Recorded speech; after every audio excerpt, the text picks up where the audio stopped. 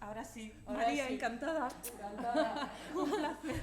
Nos hemos dado ya los 2 besos Ahora antes. soy consciente de saludar a María la Santa. Como veis, no nos conocíamos, pero yo seguía la pista a María desde que hizo su tesis doctoral con una compañera de sociología de aquí de la universidad, con Carmen Innerarity. Y la temática de su tesis doctoral, ella ahora nos hablará, me parecía,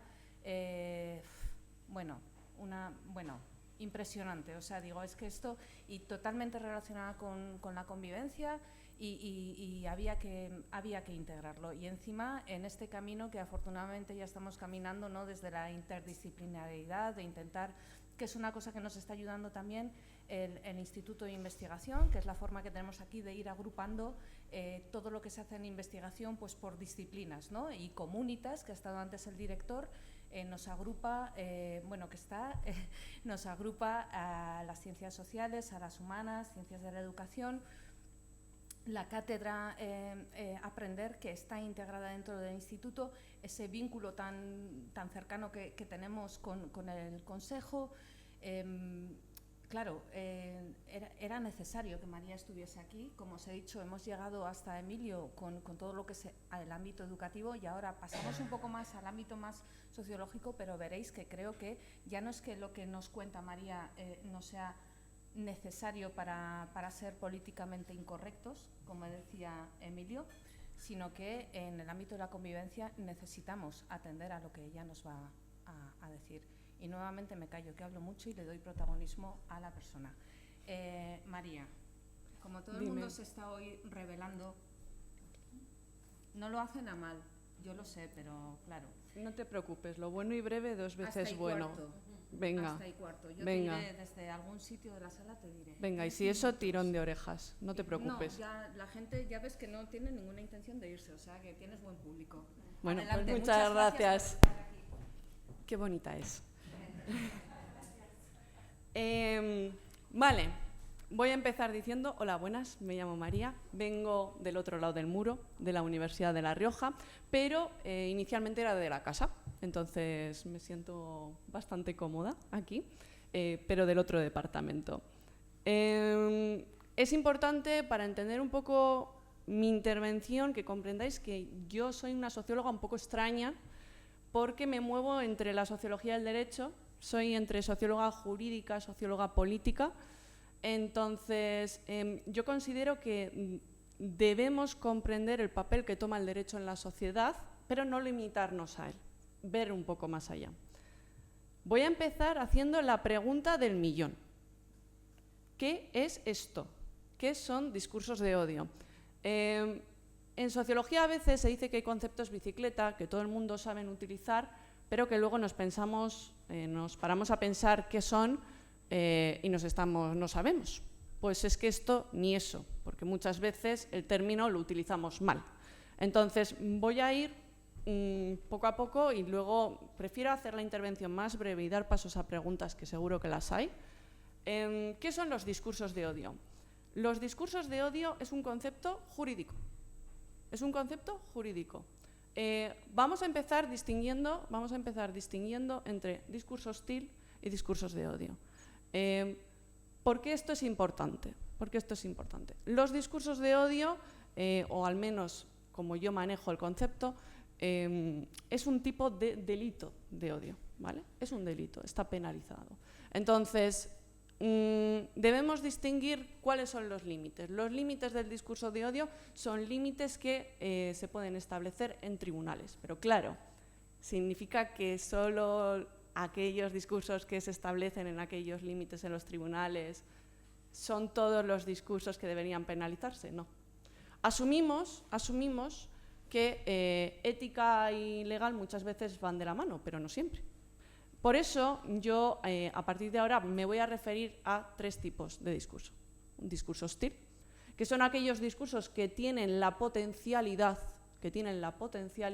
de atacar la dignidad de determinados colectivos o los valores democráticos. Son aquellos discursos que tienen la potencialidad de hacerlo y, de hecho, que pueden tener efectos. Y luego podemos distinguir, a su vez, en 2.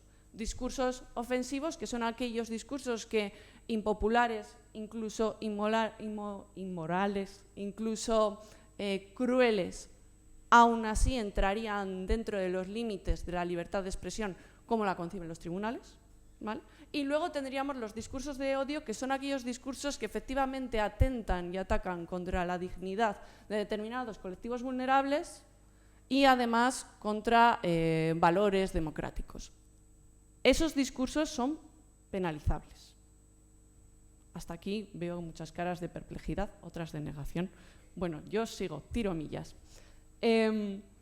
Entonces, ¿por qué digo que es importante distinguir estos dos conceptos? Porque, claro, los límites legales deben estar establecidos y debemos hacerlos llegar a la población. ¿Cuáles son esos límites? ¿En qué momento pasamos de decir una determinada cuestión que puede ser más o menos aceptada por la sociedad a no, es delito, ¿vale? Entonces, esos límites debemos poder transmitírselos a la sociedad, pero tenemos que considerar de que muchas veces para mí puede ser lo que hemos denominado hasta ahora discurso de odio, porque mis límites morales van de aquí a aquí, y todo lo que se salga de esos límites morales ya no lo consideraría discurso de odio, pero mis límites no van a ser los límites de cualquier persona de esta sala. Entonces, si nosotros utilizamos un concepto mucho más estrecho de discurso de odio y lo que podemos hacer es decir, oye, los tribunales se están equivocando, están siendo demasiado estrechos en sus límites, tienen que ampliarlo un poco más, entonces sociedad y consecuencias legales van de la mano. Pero en cambio, si utilizamos discurso de odio de una forma mucho más amplia, se convierte en un concepto que se dice que puede servir para causas como el silenciamiento de la oposición, adoctrinamiento de personas.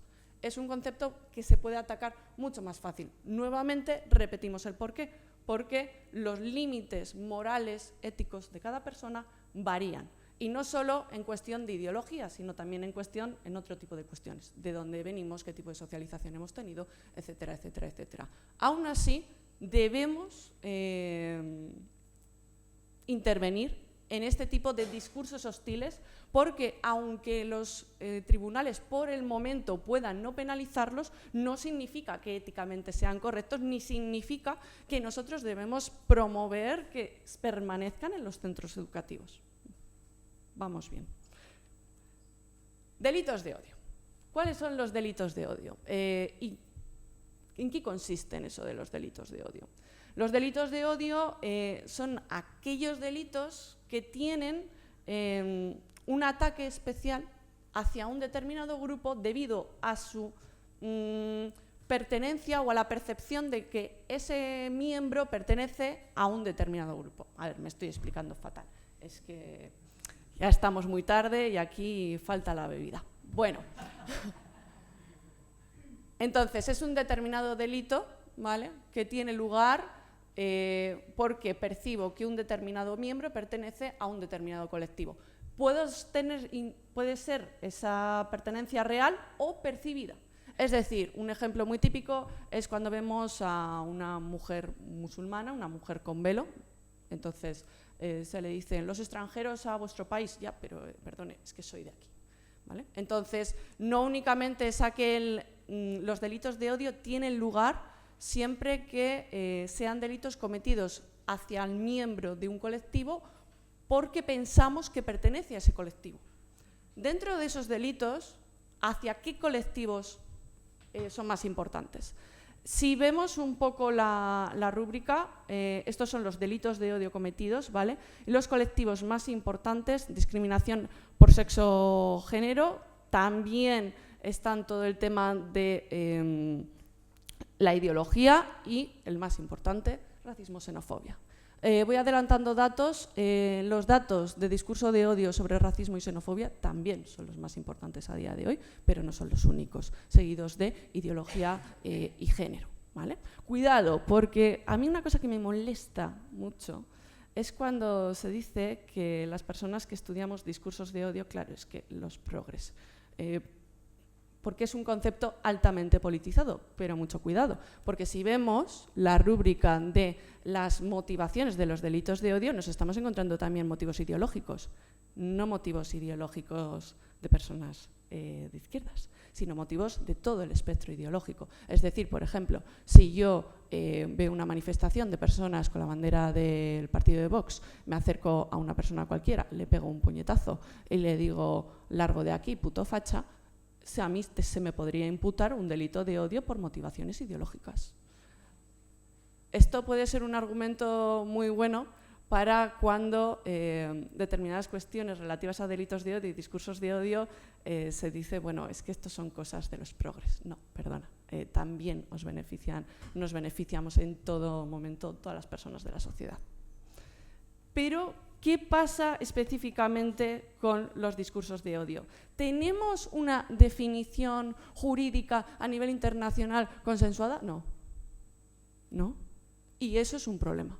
Voy a leer una definición que todo el mundo utiliza y para las personas que estéis interesadas en discursos de odio, tenemos que tener muy presente la Recomendación General número 15 sobre las líneas de actuación para combatir el discurso de odio de un organismo del Consejo de Europa llamado la ECRI, que es la Comisión Europea contra el Racismo y la Intolerancia. En el año 2015 dio esta definición. Fomento, promoción o instigación del odio, la humillación o el menosprecio a una persona o grupo de personas, así como el acoso, descrédito, difusión de estereotipos negativos, estigmatización o amenaza con respecto a dicha persona o grupos de personas y la justificación de esas manifestaciones por motivos de raza, color, ascendencia, origen nacional o étnico, edad, discapacidad, lengua, religión o creencias, sexo, género, identidad de género, orientación sexual y otras. Decir esto y no decir nada viene a ser lo mismo.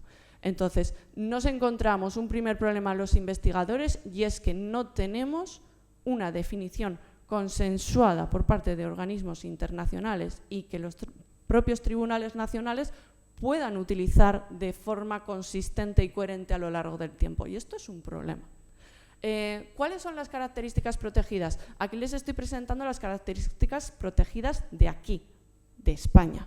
Pero hay otros lugares que amplían. Por ejemplo, hay un debate muy potente ahora mismo sobre si ampliar una nueva característica protegida en materia de aporofobia, es decir, el discurso contra las personas pobres. Nuevamente nos encontramos que, aunque el discurso o los delitos en los tribunales se consideren de aquí a aquí, no significa que sean los únicos planteamientos no éticos que debemos considerar. Las leyes y los tribunales van parejos a la sociedad, van cambiando con nosotros. A veces el cambio es lento, pero va. Vale, y entonces, ¿qué ocurre en el Código Penal aquí en España? Tragadme el rollo que luego voy a ir a lo concreto, a lo que os interesa. ¿Qué dice el Código Penal? El Código Penal, en su artículo 510, castiga delitos de odio, incitación, delitos, discursos de odio, incitación, discriminación u hostilidad contra grupos o personas por motivos racistas, ideológicos, religiosos, sexuales, de género o discapacidad. Dentro de esos nos encontramos tres tipos. Fomentar o promover el odio o la violencia o la distribución de determinados materiales, la injuria o el menosprecio. Creo que antes has puesto un vídeo diciendo de que la persona que le pegaba una bofetada a la otra, que no se le pudo imputar por un delito de injurias. El delito de injurias es discurso de odio, ¿vale?, que está tipificado. Y luego un agravante. Por ejemplo, ¿qué puede ser un agravante? Puede ser la difusión de un determinado delito de odio en redes sociales. Eso también es penal, ¿vale? Pero claro, ¿qué pasa con los menores? A los menores no se aplica el Código Penal, sino que existe una ley orgánica de la responsabilidad del menor. Pero existe una ley de responsabilidad del menor también. Entonces, yo creo fervientemente en una cosa que luego hablaremos más, que es la alfabetización cívica. Y es la necesidad de dar a conocer a los menores de sus derechos, pero también de sus responsabilidades como futuros ciudadanos. Vale. Ah, por cierto, una guía muy interesante. ¿Puede utilizar Internet? Si no me dicen lo contrario. Sí, ¿no? Se está conectado al wifi y todo. Vale, para las personas que estéis interesados y sobre todo para maestros, es una herramienta muy buena, pero antes de ponerla voy a dar un aviso. Y es, si nos damos cuenta, diferenciamos discurso de odio. Yo estoy diferenciando el discurso hostil general, discurso de odio que es penalizable en tribunales, y luego el discurso ofensivo que, aunque sea falta de ético, cruel e inmoral, puede que en el momento en el que llegue a tribunales no haya una falta, ¿vale? ¿Qué digo con esto? Que este aparato conceptual que os presento aquí no es compartido por todo el mundo. De hecho, si pensamos la idea que vosotros teníais de discurso de odio antes de entrar en esta sala, puede que no sea la misma. ¿Por qué digo esto? Porque muchas veces ejecutamos o hacemos herramientas de detección de discurso de odio, que queda muy bien. Pero luego, si lo llevo a un tribunal y denuncio, ¿tendría una consecuencia jurídica clara? Muchas veces no, porque si no sabemos cuáles son los límites legales del derecho a la libertad de expresión, no lo tenemos claro y nosotros consideramos que hemos recibido o que hemos sido testigos de un discurso de odio, tanto en formato físico como en redes sociales, y vamos y denunciamos y nos dicen, mire, no. O, mejor aún, que vayamos a los tribunales con todo lo que eso conlleva y que al final den la razón a la otra persona. ¿Qué consecuencias graves puede tener que nosotros, como personas pertenecientes al ámbito de la educación, no traslademos los límites jurídicos del derecho a la libertad de expresión? Que si hay alguna persona que se anima a denunciar, que ya eso es decir mucho, y llega a un juicio y le dicen, mira, pues no, porque se considera que aún esto entra dentro de los límites de la libertad de expresión, la consecuencia que va a tener es que el día que se encuentre con una situación aún más grave, no va a ir, porque no la hemos aupado, no le hemos dado toda la formación necesaria. Pero, aunque digo esto, también voy a decir que hay herramientas muy buenas que nos pueden servir en nuestras aulas para concienciar sobre el discurso hostil. El discurso hostil, ¿vale? Una de ellas es el sistema Faro. A ver. Bueno.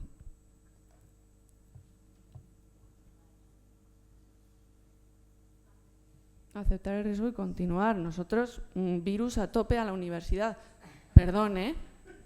Perdonadme. Vamos, como nos dé un virus Overaxe ya. Bueno, Overaxe, este es un organismo muy importante, es el Observatorio Español del Racismo y la Xenofobia. Digo que es muy importante porque van sacando informes anuales o casi anuales con unos datos muy buenos, muy desglosados, que a nosotros nos sirven y nos ayudan muchísimo. Pues uno de ellos, que es una herramienta maravillosa que además a los chavales les encanta, es una monitorización del discurso de odio en tiempo real. Claro, aquí luego viene la Mendas y se pone a leer la metodología, que se ha metido dentro de estos, que no se ha metido dentro de estos, y bueno, ahí ya podría entrar a discutir o no discutir, pero es una buena herramienta, Entonces, miremos los datos, ¿vale? ¿Veis algo? ¿Se ve? Sí, ¿no? Vale, miremos. La evolución de mensajes detectados en los últimos 30 días. También trae evolución de mensajes retirados en los últimos 30 días, ¿vale? ¿Cuáles son los grupos diana de estos últimos 30 días y el episodio que suscita el discurso de odio, ¿vale? Entonces, es una herramienta muy completa que nos puede servir para concienciar a los alumnos de posibles bulos, posibles temáticas que son importantes en este momento, cuáles son las novedades que han sucedido. Es una herramienta maravillosa.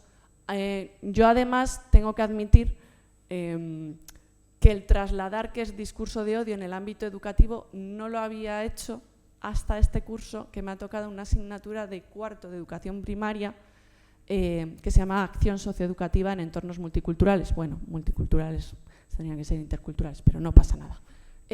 Entonces, es una herramienta muy buena que a mí me ha ayudado a, cuando les explico qué son las fake news, qué son los bulos, lo voy haciendo en tiempo real según el mes que me toca y lo voy haciendo con esta herramienta, ¿vale? Entonces, si os ayuda, yo os dejo datos, que ayuda bien, que no, pues oye. Entonces, bueno, ¿cuál es la tipología del discurso hostil? Tengo que decir que esta tipología no es que a mí me haya dado una pedrada mental y que por eso os la traigo, sino que me he basado en un tribunal europeo, que es el Tribunal Europeo de Derechos Humanos, que a lo mejor también lo conocéis como la Corte de Estrasburgo, ¿vale? Que es un tribunal, bueno, que viene a ser algo así como un tribunal de apelaciones, donde yo, por ejemplo, puedo sentir, a mí se me ha acusado de un discurso de odio en el Estado español, voy al Tribunal Europeo de Derechos Humanos y digo, voy a demandar al Estado español porque ha violado mi libertad de expresión. Entonces, yo presento esta apelación, ¿no?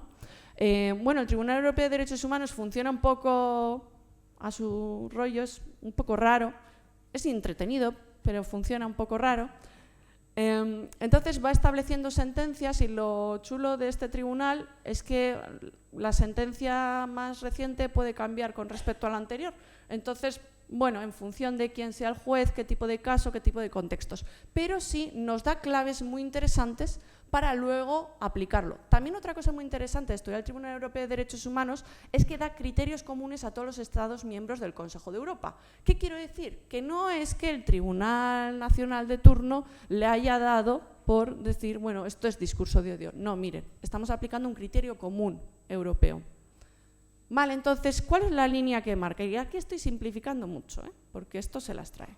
¿Cuál es la línea que marca? Tenemos dos tipos de discurso hostil, como he dicho, ofensivo, discurso de odio. Discurso de odio se sitúa fuera de los límites, como se sitúa fuera de los límites, si yo voy a ese tribunal alegando que han sido violado mi derecho a la libertad de expresión, me dicen no, el Estado tenía razón. ¿En qué se basa? Ahora vamos a ver. ¿Pero en qué se basa? A priori, los grandes límites de contenido es la dignidad de los colectivos, de los grupos, de los individuos, la dignidad, y por otro lado, los valores del CEDH son las siglas del Convenio Europeo de Derechos Humanos.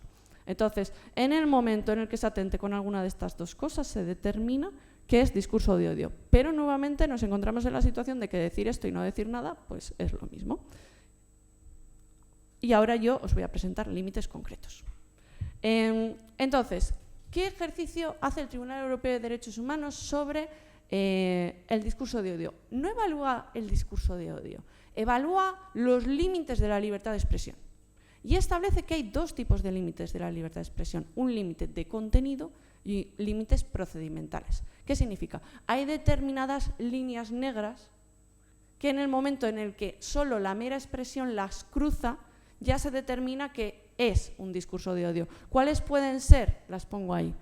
Por ejemplo, la incitación a la violencia, incitación al genocidio y incitación muy explícita a conductas discriminatorias. ¿Vale? Muy explícitas. Pero sí, y luego un ataque democrático directo. Por ejemplo, si se afirma que deberíamos revocar al gobierno e instaurar y volver a instaurar un régimen dictatorial. En este momento sí que quedaría, es un límite que ha establecido el Tribunal Europeo de Derechos Humanos, que pensémoslo que es del ámbito europeo y que por tanto la memoria democrática con lo que pasó en la Segunda Guerra Mundial está muy presente en sus sentencias, ¿vale? Pero hay unas líneas grises, porque ¿qué es la incitación al odio? Si yo seguro que pongo un papelito, que sería súper interesante hacerlo, qué pena que no se me hubiese ocurrido, traer un papelito y preguntaros a cada uno, dadme una breve definición de qué entendéis cada uno por incitación al odio. Seguro que las definiciones cambiarían, porque nuevamente nuestros límites éticos y morales varían, ¿vale? Entonces, sí que es verdad que la incitación al odio a día de hoy, en las sentencias que establece la Corte de Estrasburgo, dice, espera, no solo vamos a estudiar el contenido, sino que nos vamos a meter en el contexto. ¿Cuál es el contexto que rodeó la expresión? Y con el estudio del contexto establece una serie de límites procedimentales. ¿Cuáles son? La Corte de Estrasburgo determina que la libertad de expresión tiene límites en cuanto a que si un Estado establece una sentencia se encontrará recogido en una ley, ¿vale? que respondiera a un objetivo legítimo. Por ejemplo, la protección del derecho a la libertad religiosa, por ejemplo. Y, por último, que fuese necesario para una sociedad democrática. Pero, nuevamente, ¿cómo determinamos la necesidad para una sociedad democrática? Los límites, pongo ahí, no son fijos y dependen de multitud de factores. En realidad, cuando el Tribunal Europeo de Derechos Humanos procede a estudiar la expresión que fuese y el contexto, estudia muchas cosas. Estudia quién lo dijo, cuál fue el emisor, qué tipo de poder tenía con respecto a la audiencia. No es lo mismo que yo haga un comentario estando de oyente que estando aquí con un micrófono delante. No es lo mismo que lo haga en una rueda de prensa que lo haga en un meeting de un partido. No es lo mismo. El emisor cambia. ¿Yo tengo un cargo político en el momento en el que digo la expresión o no lo tengo? ¿Soy profesor o no lo soy? ¿Quién es el emisor? Va a cambiar la sentencia. Más cuestiones. ¿Quién es el receptor? ¿Cuántos receptores tienen? Hay una sentencia, hay varias sentencias que vienen a decir que, por ejemplo, si yo establezco, bueno, hubo un caso en Reino Unido de un miembro de un partido de extrema derecha que colgó en su apartamento un cartel que ponía en las Torres Gemelas y fuera el Islam, protejamos al pueblo británico. El tribunal determinó un discurso de odio solo por el hecho de que por ahí podía pasar cualquier persona y entonces era un discurso que se convertía en un discurso público y en el momento en el que se convierte en un discurso público ya está más cercano en ese continuo un discurso ofensivo hacia el discurso de odio, ¿vale? Más cuestiones. El contexto espaciotemporal. Cambiamos. Las sociedades cambian. Lo que a día de hoy nos parece inmoral, seguramente no será lo mismo que lo que les pareció inmoral a las personas hace 50 años o dentro de 50 años. Esto va a cambiar. Los tribunales cambian y nosotros cambiamos. La posición temática en el debate, por ejemplo, hay un problema con respecto a discursos de odio hacia la migración, que se estima que la temática migratoria es un tema de actualidad y es un tema que requiere ser debatido en el ámbito público. Y entonces sí que es verdad que dejan un mayor rango de protección. O, y aquí viene lo importante, las posibles consecuencias. Y aquí me parece muy curioso nuestros amigos de Córdoba y de la Administración que han dicho cosas que venían dichas ya en las sentencias del Tribunal Europeo de Derechos Humanos. Y una de esas cosas es, miren, esto, vamos a fijarnos en el círculo. Bueno, esto es un estudio concreto que hice yo sobre el discurso de odio político, pero voy a decir una cosa, puede servirnos ahora mismo aquí por una sencilla razón, y es que establecen que los políticos tienen una mayor protección en su libertad de expresión porque son guardianes del debate público. Entonces, políticos y medios de comunicación debemos otorgarles una mayor libertad de expresión. Pero aquí nos podemos encontrar determinados criterios interpretativos que establece la Corte de Estrasburgo diciendo, bueno, si nos encontramos ante estos criterios, estamos más cerca de determinar la presencia de un discurso de odio. ¿Cuáles son? Y ahora voy con vosotros. Primero, la atribución colectiva. Atribuir colectivamente a un colectivo, el que sea, atribuir una determinada característica. Todos los gitanos son ladrones. Eso es una expresión muy concreta que dijo Jean-Marie Le Pen y que llevó al Tribunal Europeo de Derechos Humanos y que dieron la razón al Estado francés porque alegaban una atribución colectiva de una determinada característica. Más cuestiones. La construcción de una amenaza colectiva, por ejemplo, alegatos sobre la invasión del Islam. La mayor presencia de mujeres con velo en las aulas es igual a una islamización. ¿Cómo es igual a una islamización? Supone una amenaza en términos culturales e identitarios. Lo siguiente, el impacto sobre la dignidad y la convivencia. Y esto es un criterio central en la Corte de Estrasburgo que permea, va más allá de los casos que yo estudio y se encuentra siempre. La expresión dicha supone un impacto real en cuanto a la convivencia y de hecho incluso hay veces que alega la presencia de informes nacionales para ver si hay antecedentes de casos similares que han generado un determinado impacto y entonces por tanto se determina que el impacto es importantísimo de cara a determinar si existe o no discurso de odio. Es decir, no es lo mismo que yo te diga un mensaje a ti, en privado, en nuestra casa, aunque no nos conozcamos de nada, a que te lo diga aquí, en público, delante de todas las personas, porque voy a generar un impacto mucho mayor. La misma expresión, con las mismas personas, el mismo contexto, las mismas ciudades, los mismos países, pero varía un determinado factor que hace la amplificación del impacto, significa que hay más posibilidades de un discurso de odio, por ejemplo, redes sociales. ¿Vale? Ahora vamos a criterio bisagra. ¿Qué más se ve? La explicitud. ¿El discurso es explícito o es implícito? Porque hay discursos implícitos muy malos, ¿eh? Hay discursos implícitos muy malos, pero claro, son implícitos. Y aquí entra en juego una cuestión que es la intencionalidad. Es un enfoque consecuencialista. Medimos las posibles consecuencias de un acto. ¿Cómo lo hacemos? Y aquí radica el verdadero problema, el tema de la intencionalidad. Pero también tiene en cuenta unos criterios moduladores que puede que, si se encuentran en una determinada expresión, sí o sí van a determinar la presencia de un discurso de odio. Reiteración. Un mismo actor ha reiterado de forma sucesiva un mismo discurso de odio.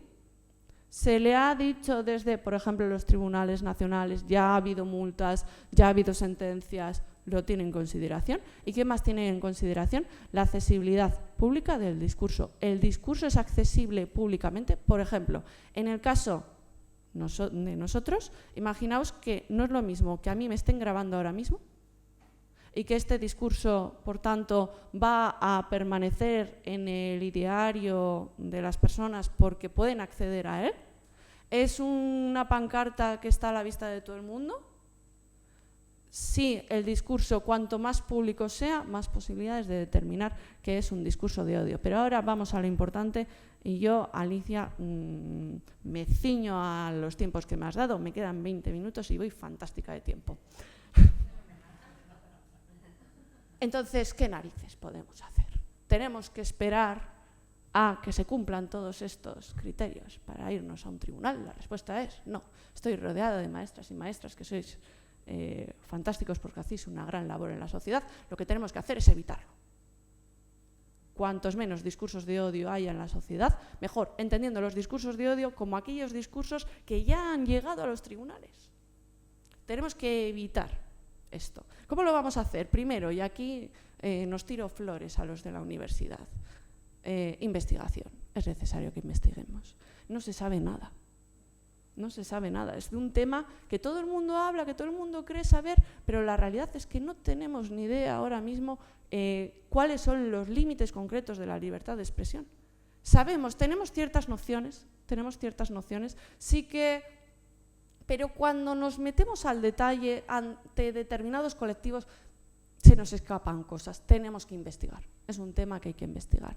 Siguientes cuestiones, educación. Aquí estuve buscando, porque estuve buscando mucho tiempo, y me encontré un informe, una guía maravillosa de la UNESCO, que les digo el nombre, que es la guía Combatir el discurso de odio a través de la educación, una guía para los responsables de políticas públicas.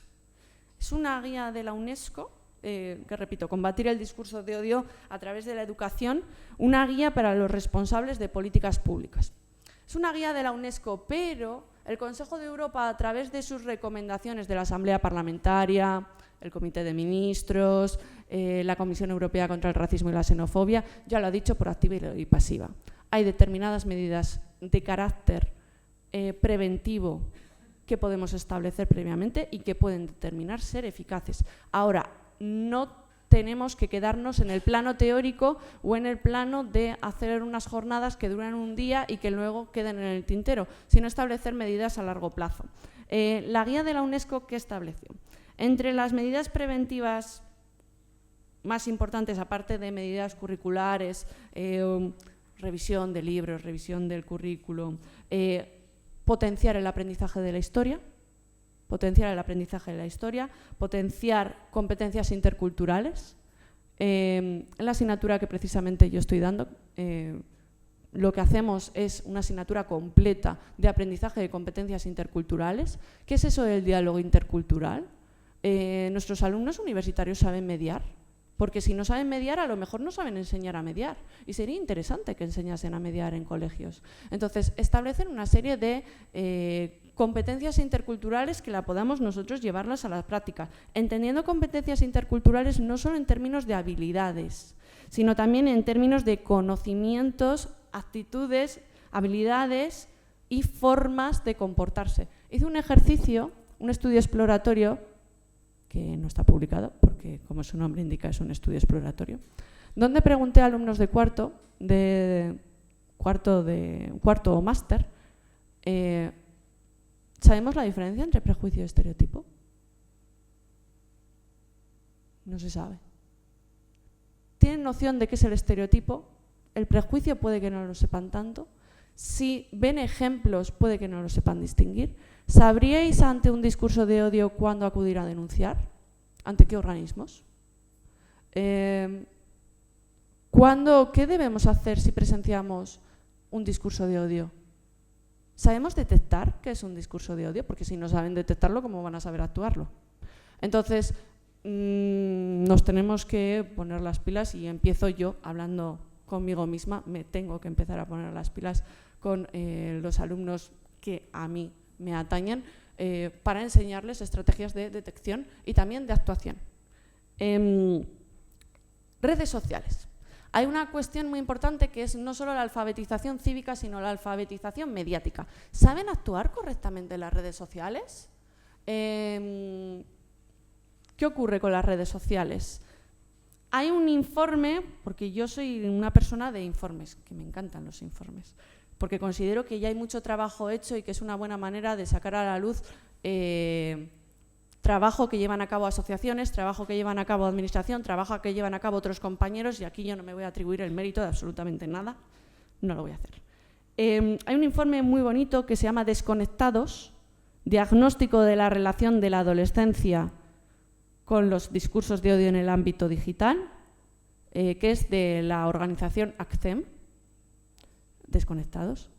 Y entonces aquí es un estudio muy bonito que hicieron, donde hicieron entrevistas a alumnos, a profesores de diferentes colegios de diferentes comunidades autónomas. Muchos colegios, muchas personas, para ver qué pasaba con la cuestión de las redes sociales. Para empezar, datos interesantes. Los jóvenes, las aplicaciones que más utilizan son WhatsApp, TikTok, Instagram y ya más alejado YouTuber y Twitter. Es muy curioso que ante una pregunta que se hizo en ese estudio de ¿cuál consideras que es la red social más segura?, alegaron a Facebook, que es la menos utilizada. O sea, es muy interesante que los propios jóvenes determinan que las aplicaciones que más utilizan son las más inseguras. ¿Qué pasa con Internet? Tenemos un problema y es la viralización del contenido. Y además Internet, con respecto al discurso de odio, tiene un doble papel. Por un lado, si existe un discurso hostil en el aula, no se va a quedar en el aula, sino que se va a alargar hacia los contenidos digitales. Entonces ya va a permear, por ejemplo, la casa de la víctima, porque la víctima ya va a volver a acceder a ese discurso y entonces nos encontramos una revictimización y una potenciación del problema. Primer papel que tiene. Segundo papel que tiene Internet y las personas que se encuentran en Internet, véase influencers, porque antes decíamos medios de comunicación, y medios de comunicación puede que ya no sean tan relevantes para los jóvenes, puede que ya estemos en el plano influencers. Es un agente de socialización, entendiendo la socialización como el proceso de aprendizaje cultural. La socialización es el proceso, cuidado, no socialización en el término de hablar entre iguales, sino socialización como el aprendizaje de normas culturales, valores, conocimientos.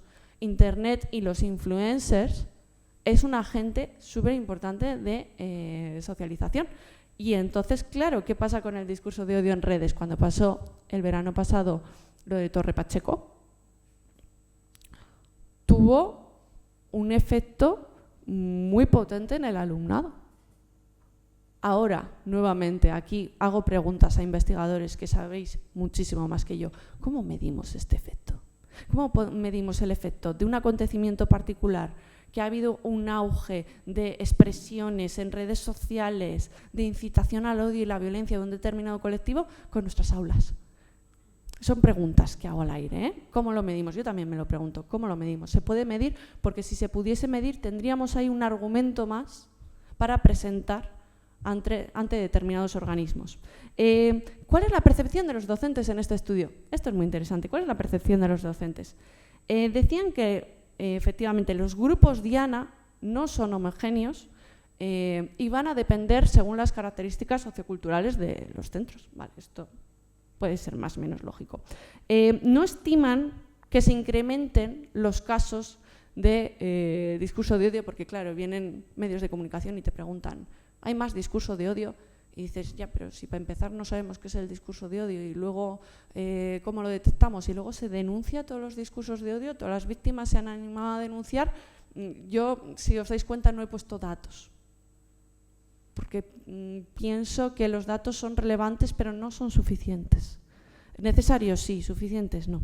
Entonces decían que no estiman que se incrementen los casos, aunque sí que es verdad que están más presentes casos de discursos hostiles en las aulas precisamente por el acceso continuado que tienen a contenidos viralizados y mediatizados y politizados, ¿vale? Y luego también hubo una docente, porque esto se puede ver, que hablaba de la disociación, que había alumnos, y esto os lo lanzo, personas de educación, había alumnos que tenían la capacidad de realizar agresiones verbales, discursos hostiles ante una determinada característica de un compañero, pero al mismo tiempo afirmar que se llevaban muy bien y que solo eran bromas. Por ejemplo, anda, mira, ahí viene el moro. Entonces, ¿qué hacemos ante esto? Es como lo que comentabas tú sobre, pero es que son amigos. ¿Cómo intervenimos? Entonces, aquí personas que realizáis intervenciones, ¿cómo intervenimos ante esto? Como veis, yo no doy respuestas, solo abro interrogantes.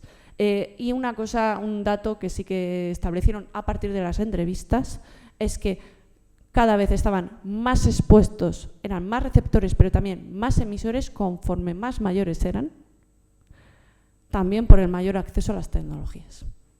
¿Vale? Vale. Y una última cosa, y ya acabo. La importancia que es establecer, y esto es un poco el siguiente paso cuando pueda y me dejen, que me gustaría establecer en mi investigación, cómo realizar guías prácticas reales de contradiscursos y contranarrativas. El tema de los contradiscursos y las contranarrativas, cuidado, porque se establece, hay varios estudios que dicen que nosotros, lo voy a decir muy vulgarmente, estamos expuestos a un determinado bulo, ¿vale? Entonces a nosotros nos preguntan por el conocimiento que podamos tener de un tema y nos situamos aquí. Luego nos dicen, no, pero es que la información que te acabamos de dar es falsa, ¿vale? O sea, a mí me exponen a un bulo y me dicen, vale, ¿qué conocimiento tienes sobre, por ejemplo, si los migrantes nos quitan ayudas sociales? Y digo, vale, y me han dado un montón de bulos y demás, y digo, vale, este es mi conocimiento, esto es lo que yo pienso. Y luego te lo desmienten y te dicen, no, mire, es que era mentira todo lo que le hemos dicho. La persona ya no dice, vale, no, entonces los migrantes no nos quitan ayudas sociales, sino que hay varias investigaciones que determinan que esos inputs ya se han quedado grabados en el cerebro. Sí que van a descender, pero no bajar del todo. Entonces, aunque luego haya un desmentido de un determinado bulo, mucho cuidado porque va a haber determinadas ideas que van a permanecer ahí. Entonces, ¿los contradiscursos son importantes? Sí, porque nos permiten de ese bulo bajar hasta aquí, pero tenemos que dar un paso más. Y es establecer contranarrativas. Por ejemplo, a ver, si los jóvenes utilizan TikTok, nosotros tenemos que utilizar TikTok. Tenemos que llegar a ellos. ¿Sabéis utilizar TikTok? Seguramente sí. Yo no tengo ni idea, la verdad. No tengo ni idea. Pero tengo que aprender. Y me autocuestiono. Tengo que aprender a utilizar TikTok. Porque necesito utilizar contranarrativas donde contenido, medio, contexto y colectivo sea el mismo. Pero pueda articular nuevas narrativas y nuevos inputs para el cerebro de nuestros alumnos y alumnas. Y con esto ya está. y 7. No me podéis decir nada.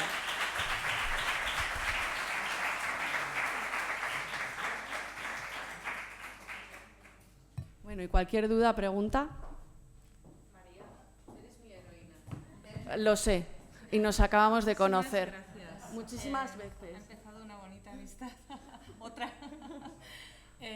Muchísimas gracias. Perdón, es que les estoy invitando a los caballeros a subir, pero no me prestan atención. Les estaba diciendo que suban un momentito para así despedimos la jornada. Y si queréis... Y si queréis plantear alguna cuestión... y sí. Hola. Hola. Sí, adelante.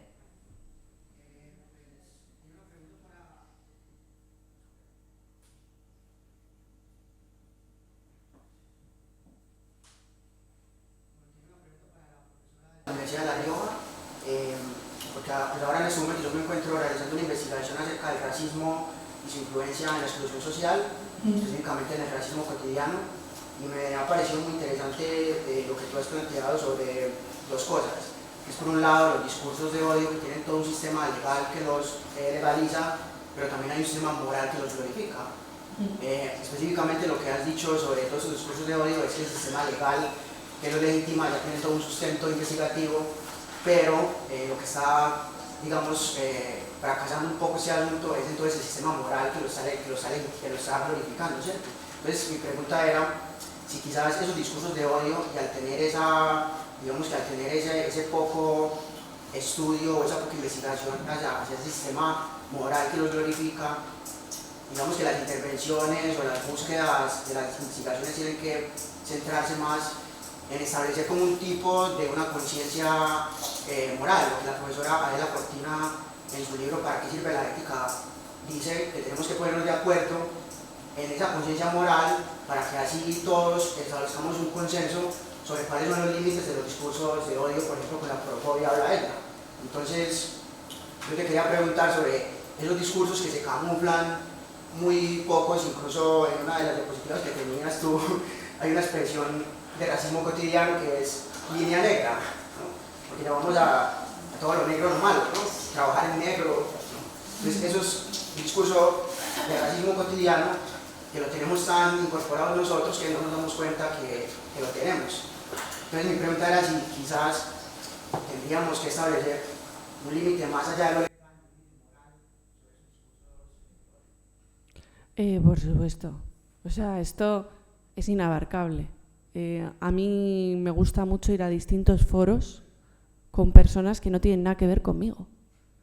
Porque esto debemos establecer y articular respuestas comunes, desde el plano de la educación, pero también desde el plano de las asociaciones, también porque esto nos permea a todos. Por supuesto, tenemos aquí dos cuestiones. Por un lado, es importante, ¿cómo decirlo?, que los organismos judiciales muchas veces nos son ajenos. No son ajenos a nosotros, no sabemos lo que pasa ahí, nos quedamos con el titular. Pero es que se están estableciendo los límites de derechos fundamentales, de derechos humanos. Entonces, creo que, para empezar, los tribunales deberían ser un poco más pedagógicos. Y si no lo son, al menos que haya personas que los estudiamos, que lo seamos y digamos, vale, ¿cuáles son los límites que se establecen desde los tribunales? Eso por un lado. Y por otro lado, el discurso hostil, por supuesto, tenemos que centrarnos en las respuestas que son éticas. De hecho, una de las cosas que no he dicho, y aquí hago el aplauso hacia vosotros, no hacia mí, es que el Consejo de Europa dice que la mejor medida para combatir los discursos hostiles no es otra que la educación. Qué bonito, ¿eh? Bueno, pero es verdad, ¿no? Por eso estamos aquí. Bueno, no sé si queréis plantear alguna otra cuestión o alguien, o si ya... Sí. Nadie más tiene preguntas que yo repito. No, de momento perfecto. Sí. Yo quería comentar brevemente que sí que se observa que los adolescentes en general se hablan y se tratan con más niños. En el caso de aquí viene mi amigo El Moro, la pregunta es si el discurso de odio tiene que ver con la intención, como veíamos en el bullying, con la intención, Pero aquí, si le preguntas a su amigo, dices, ¿tú te has ofendido? Te dirá, no, porque yo le llamo no sé qué.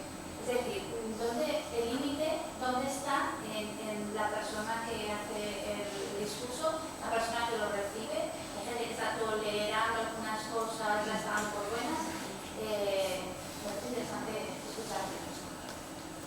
Qué pregunta me acabas de hacer, porque fíjate que lo que se dice a nivel jurídico es el ataque a la dignidad. Pero ¿y si no sabemos?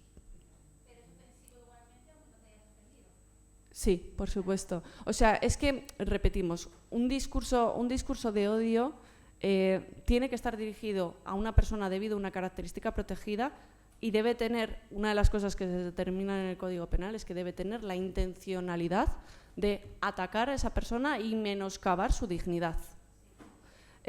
¿Cuáles son los límites concretos de casos como el tuyo? Pues ahí está la gran pregunta. Desde tribunales no nos lo dicen.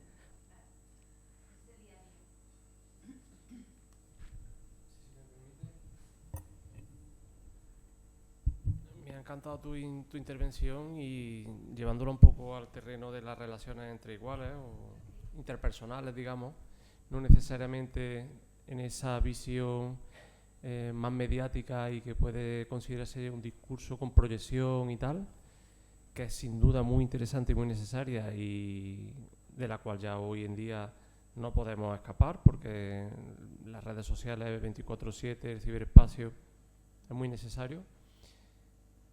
Eso es una pregunta que nos hacen muchos docentes cuando hacemos normalmente cursos de formación y es una excusa en la que se amparan muchos y muchas agresoras. Esto es un juego, esto es por divertirnos, si hay confianza, profe, no pasa nada, si somos súper amigos, si yo le llamo de esto así de forma cariñosa. Por lo menos en el sur de España, en la parte en la que yo vivo, y eso, en algunos pueblos, cuando he tenido que formar allí a gente y tal, nos decían, no, es que aquí todos tenemos un mote. Bien. ¿Y tú alguna vez te has sentido ofendido por ese mote? ¿O te lo han dicho en un tono diferente o tal? Bueno, cuando dices ya bueno, es decir, seguramente, pero aquí socialmente lo que voy a decir es que como todos me llaman el lata, pues a mí me gusta que me digan lata porque mi abuelo era el lata, porque no sé cuánto, no sé qué. Claro, pero en algún momento no te ha agradado. Pues es que la violencia y cortar y tirar una línea, cuando hablamos de fenómenos intersubjetivos, yo he puesto el ejemplo antes del tema de la exclusión social y visto desde la víctima. A lo mejor muchos agresores no tienen esa intencionalidad, pero si la víctima lo ve reiterado, lo ve intencional y lo ve con intención de causarle daño, nosotros tenemos que proteger a los menores. Y ante una situación de riesgo o incluso un indicio, ya se tienen que abrir los protocolos. Y nosotros, más allá de que tengamos que abrir unos protocolos, más allá del tema preceptivo legal, es que nos dedicamos a trabajar con menores porque, lo primero, tenemos que tener una conciencia de protección al menor, pero no sobreprotección, sino una atención que realmente le procure un marco y ante un indicio hay que intervenir. No podemos esperar a que haya una sentencia. Nosotros hemos trabajado con muchos centros y una cosa que les cuesta a algunos docentes, no todos, pero a algunos docentes les costaba entender, sobre todo hace 15 años, 20 años, cuando se empezaron a poner los primeros protocolos. A nosotros nos llamaron para el caso Joaquín, ¿sabéis? El escolar del País Vasco. Un antes y un después, en todo en España, en todo, en la normativa, la regulación, en todo. Pero es que hay muchos docentes, y ahora menos, antes había más, que normalizaban muchas conductas. Y el mirar para otro lado, el dejar indicios y se ha penalizado incluso a cooperativas educativas que soportaban una escuela y tal, y a docentes se les han sancionado porque teniendo indicios, llevando a la familia indicios, llevando al niño indicios, llevando a los amigos del niño indicios, nadie ha hecho nada y eso ha seguido el curso que desgraciadamente llevaba. Entonces es que hay que intervenir Insisto, ¿y cuándo hay que intervenir? Intervenir no es juzgar, y esta es la clave. Intervenir es valorar, acercarse, escuchar, indagar y armar la información que podamos respecto al tema. Y a partir de ahí, intentar mejorar. No tenemos que ir sancionando, no tenemos que ir, no estamos juzgando. Y había un error de base, como muchas veces como docentes nos hemos aproximado a fenómenos de violencia y de bullying, y es que hemos esperado tener pruebas para poder juzgar. Y se juzga, como ya está diciendo, en otras salas, y con unos procedimientos que amparan. Pero no, nosotros no tenemos que juzgar, nosotros somos docentes. Nosotros tenemos que estar cerca, nosotros tenemos que prevenir y en la medida que podamos intervenir y resolver. Y esa es nuestra misión.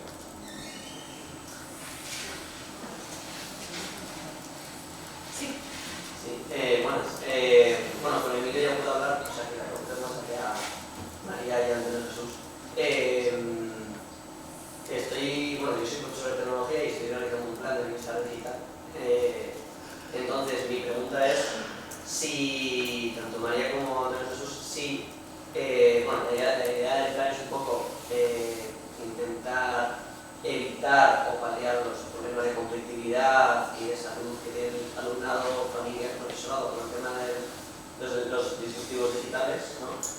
Entonces, si hay algún informe o información que sepáis o estrategias que quisierais comentar o algo opinión personal que queráis sobre el tema del bienestar digital o incluso estrategias que consideráis que pueden ser útiles para alumnado, familias y profesorado con este tema, ya sea relacionadas con convivencia, ya sea relacionadas con lo que consideréis vosotros. No sé si me he explicado bien.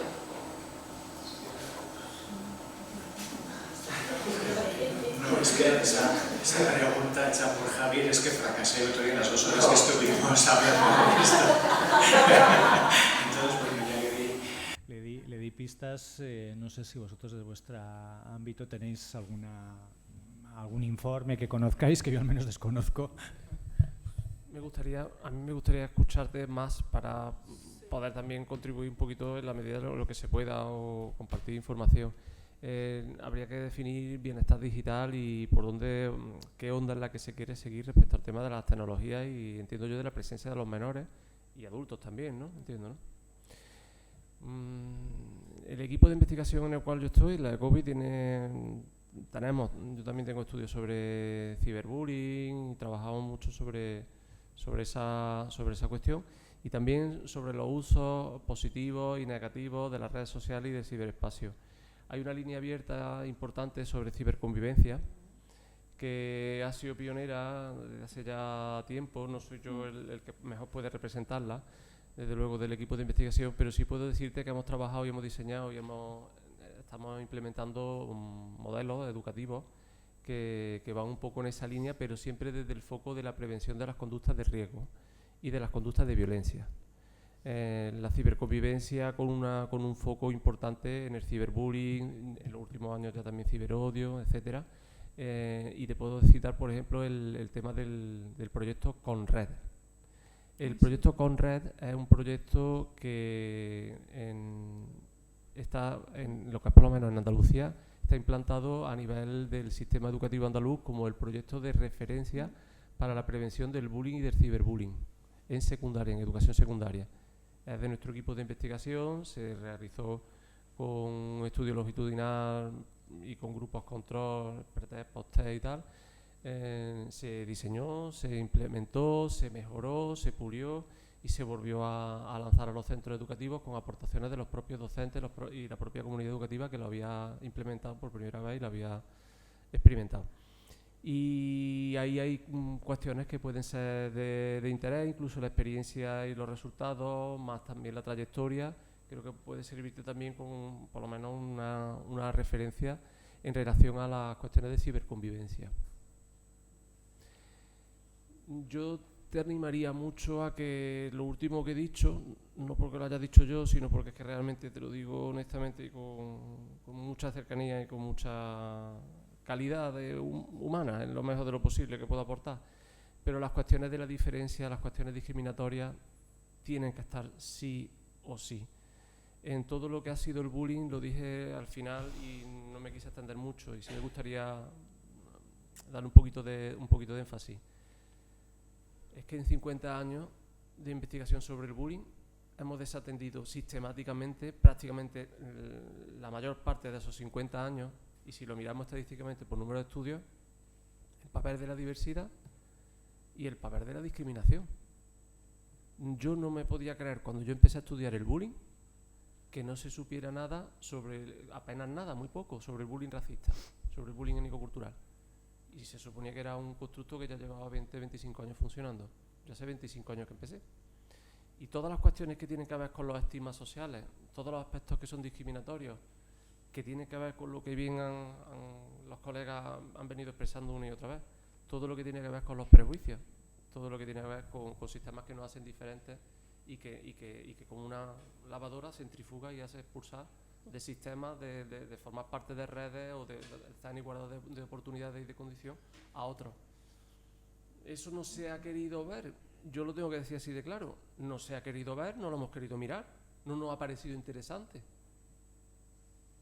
Y como no nos ha parecido interesante, ni las raíces, ni las vías a través de las cuales realmente se dan estos fenómenos de violencia y de exclusión y de odio, y los resultados, no, pues estamos todavía hablando de la forma y todavía hablando de, no sé, de cosas que son importantes, la reiteración, tal, bien, vale, pero es que si la base no la tocamos, y la base educativa, como los colegas están aquí una vez y otra vez insistiendo. Yo solo voy en breve. Me pasa un poco lo mismo que a mi compañero. Tendría que ver cuáles son los factores de los que quieres trabajar dentro del bienestar digital, porque el bienestar digital es muy amplio. Sí que el INCIBE tienes varios informes que son interesantes. También yo soy una ferviente defensora del soft law, de lo que es el derecho blando, las recomendaciones y resoluciones. Dentro de esos, en la Asamblea Parlamentaria sí que tiene varios, que si quieres me das tu correo y algo te puedo enviar. Y tendría que ver, porque sí que es verdad que nosotros ayudamos, por ejemplo, a la evaluación cualitativa del Plan de Convivencia Intercultural de Logroño, entonces no nos es nada ajeno el tema de la convivencia intercultural, pero sí que a mí voy a ser precavida y me gustaría verlos un poquito, de esos indicadores. Bueno, voy a cortar.